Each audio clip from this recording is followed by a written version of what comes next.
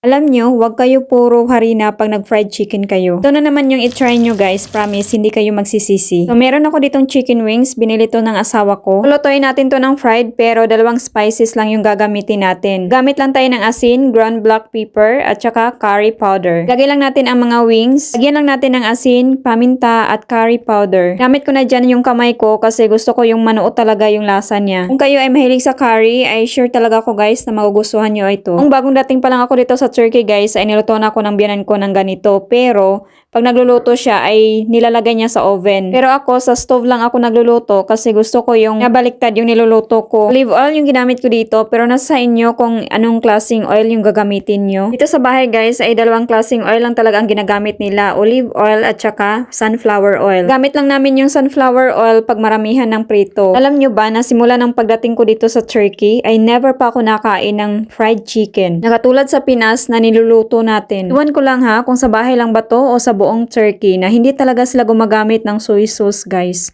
at saka vinegar. Lalo na MSG. Puro talaga sa tomato paste dito at saka tomato sauce. Nagbabaliktad ko lang yung mga chicken natin para maluto yung magkabilaan.